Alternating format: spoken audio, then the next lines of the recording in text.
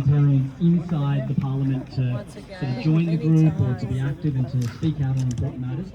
She visited Dharamsala in December of 2025 and she spoke in Dharamsala in the Human Rights Day event last year.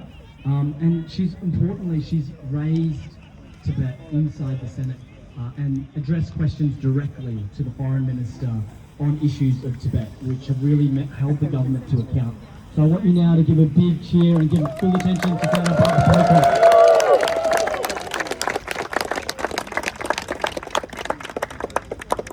Well, hello everybody. Tashi Dalek. It is wonderful to see you, to see your colour, to see your presence, to welcome you here to your parliament, to bring your voice on such an important occasion.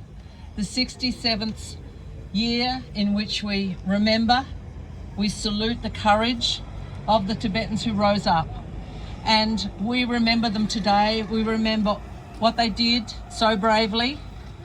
And we undertake to continue their work, to continue to speak up for the freedom, for the culture, for the language, for the rights, human rights of all Tibetans all over the world, and especially in Tibet. So thank you so much for being here to celebrate and remember. Thank you very much. I'm very proud today to be part of the Parliament which is going to pass a motion commemorating the day. And I want to read the motion to you if I may. Is that okay? I want you to know what your Parliament will be saying. So today, the Senate extends well wishes, our best wishes, to the Dalai Lama on the continuing celebration of his 90th birthday. And commends his lifelong commitment and contribution to the promotion of the oneness of humanity, non-violence, human rights, interfaith harmony, environmental awareness, and democracy. We reiterate that government should not interfere in the selection of religious leaders, and that includes the reincarnation of the 14th Dalai Lama.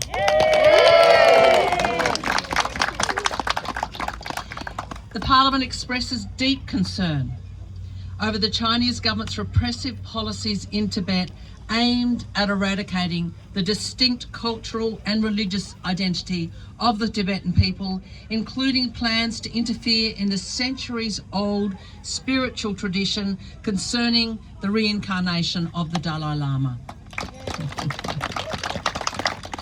And finally, the Parliament urges the Chinese government to recognise the fundamental human rights of Tibetan people and to enter into genuine dialogue without precondition with His Holiness the Dalai Lama with a view to achieving long-term peace and freedom in Tibet.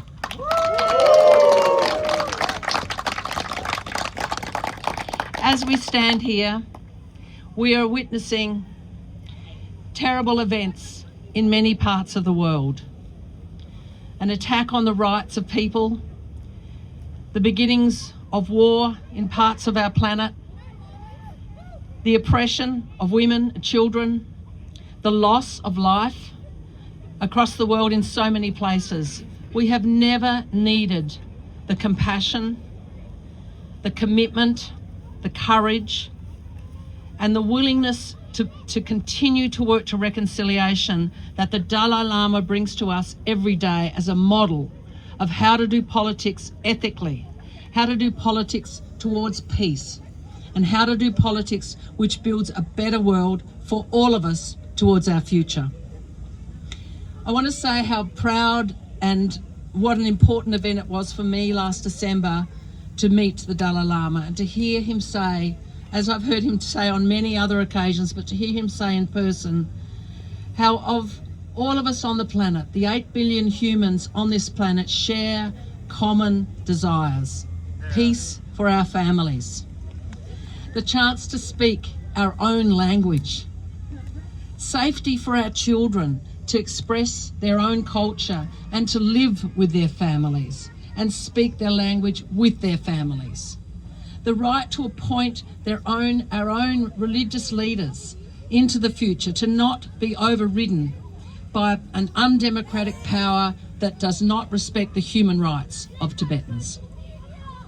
So together, we say today, on a day when we remember the heroism and courage of those 67 years ago who stood up, and many gave their lives, we remember our responsibility to continue to honour and remember and repeat the words of the Dalai Lama and his daily practice in favour of peace, in favour of human rights, and in favour for all of us to be able to speak our language. And we especially know in this country, where our First Nations people lost so many of their languages in early settlement, in colonial settlement, who in a colonial war lost their language, lost their culture. We know what that does to a people. We know how important it is to have a right to express our language and our culture, and to be led by a leader, a religious leader who is of our religious tradition, chosen by us. So thank you for being here. We will stand together for the human rights of Tibetans across the planet and into the future, and we will continue to build on the courage and remember the courage of those who come before us. Thank you.